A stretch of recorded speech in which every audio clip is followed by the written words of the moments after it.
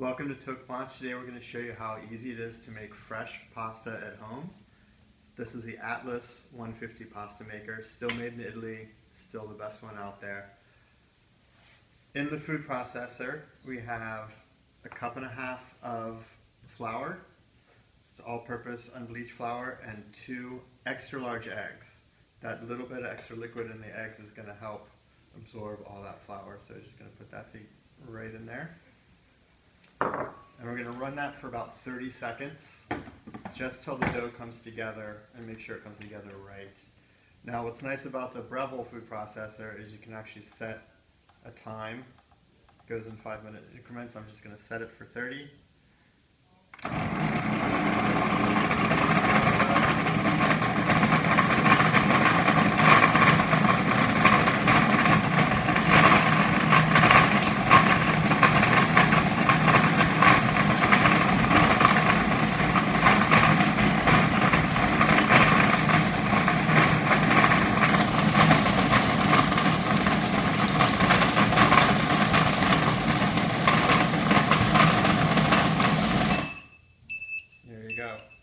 So it stops all by itself when you set the timer. Also, when you don't set the timer, it tells you how long it has been. Now I can see that it's mostly come together, but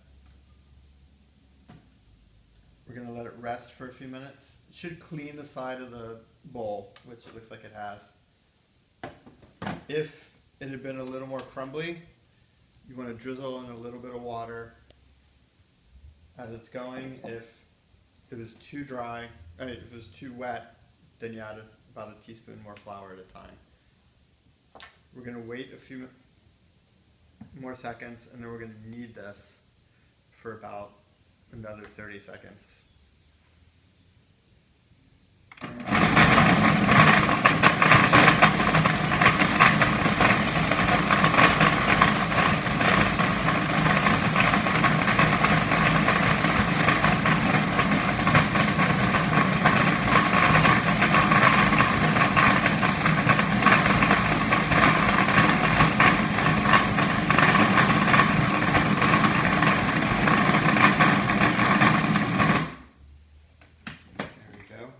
The nice thing about this recipe is that it doesn't need to rest, really. You can do this in a bowl by hand, and then you bring the dough together and let it rest for about 10-20 minutes, and then it'll be ready to roll out. I'm just going to finish this up by hand. A little bit of flour on the board and on the dough. And just shape it. I always like to finish things by hand because the food processor can't really tell what the texture is, but you want this to be nice and supple and silky.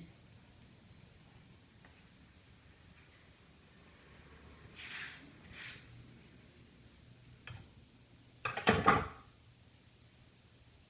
there we go. So it's got a nice texture to it, doesn't bounce back too much, which is good because otherwise that would have meant that we developed too much gluten in there. That's why we let it rest in between. If that does happen again, you can just let it rest for about 20 minutes or so on the board covered with a slightly damp towel. Now I always like to cut the dough into the number of pieces that equals the number of eggs I use. So I use 2 eggs. I'm going to cut this into 2 pieces. This one we'll set aside. It's best if you cover that with a damp towel at home. And then we're just going to start kneading with the machine. So just flatten it out a little bit. Start on number 1. Start putting it through.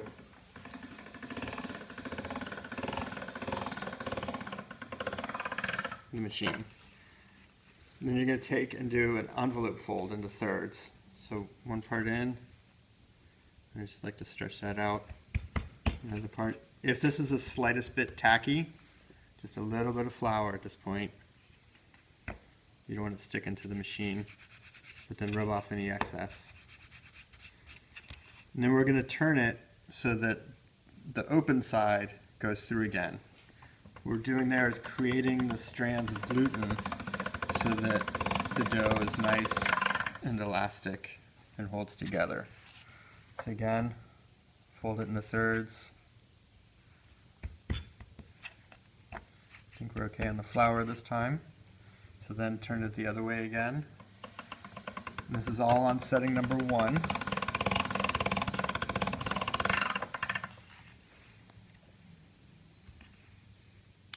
I should do this probably 4, maybe 5 times depending on the feel of the dough. Let's go one more time and see where we are.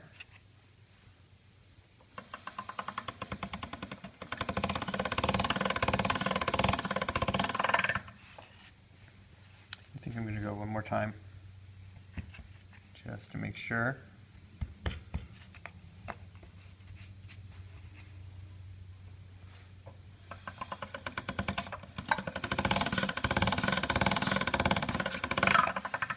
There we go. So that looks a little bit better. It does feel a little damp, so I'm going to throw a little more flour on there on both sides. And then we're going to go through number 1 again, but this time just keep it like this.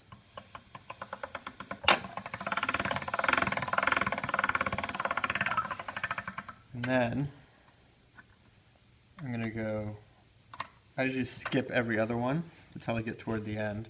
So I'm going to go from 1 to 3. And then do each number twice.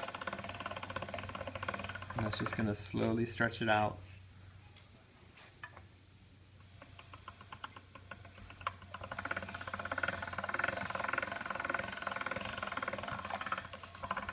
There we go.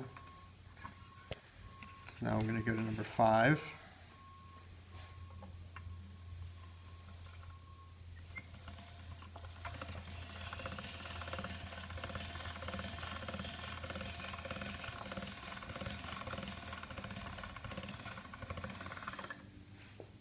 I'm going to do that one again. If you want to at this point, you can actually cut it in half. I think I'm going to do that.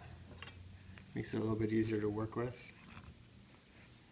Just set that one aside right there.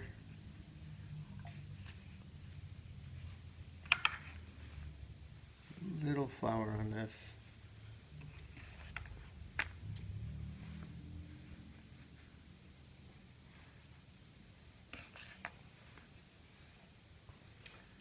We're going to go through again on number 5.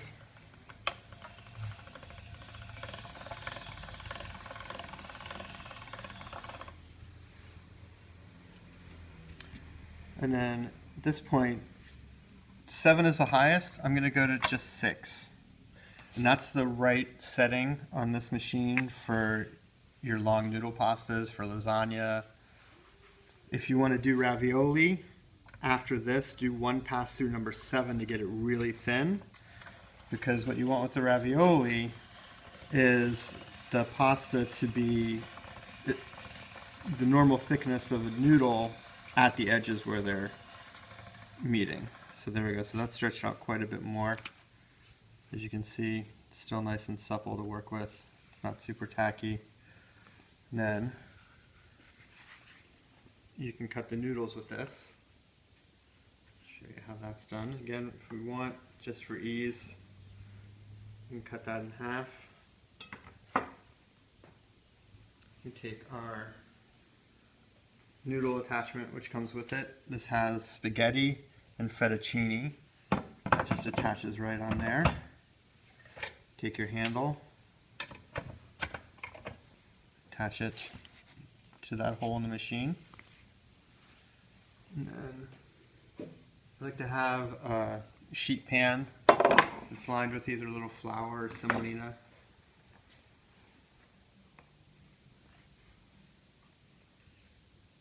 Take your dough.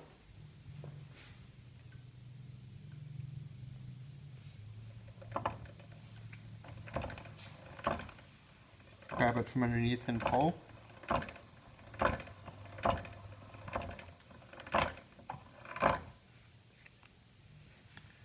And then just lay. So this last one passed through was a little too wet, stuck together a bit too much, as you saw.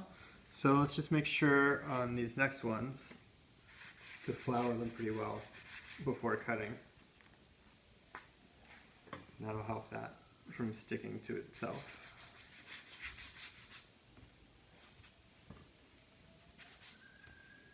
So again, just take this, put it right through the machine,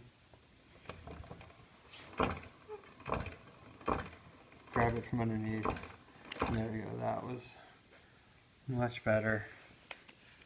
And just spread those out right on the sheet pan. Then again, the same thing. Flour this to make sure it doesn't stick when cutting it.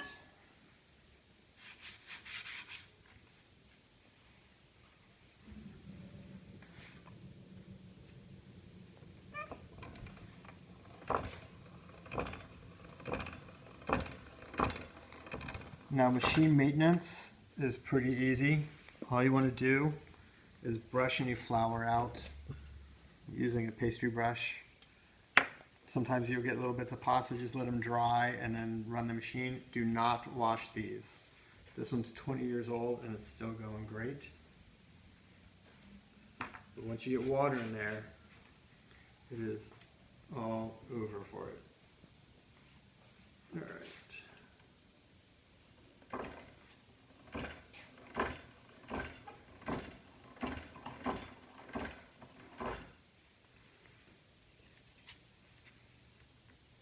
One more. So this recipe will make enough pasta for about 2 people. Fresh pasta is not going to expand as much as the dried stuff will, but you don't need it to. The recipe also, if you keep it like this without flouring it, use a ravioli press or a ravioli plate, it'll make about 100 1-inch raviolis. And then what I typically do with the raviolis after filling them is I'll put them on a floured sheet, stick them in the freezer for about 15 minutes, then go flip them, freeze them for about another 15 to 20 minutes, and then bag them in a Ziploc bag, and they're ready to go. Don't defrost them before you cook them. There you go, fresh pasta made at home, nice and easy. Have a great day.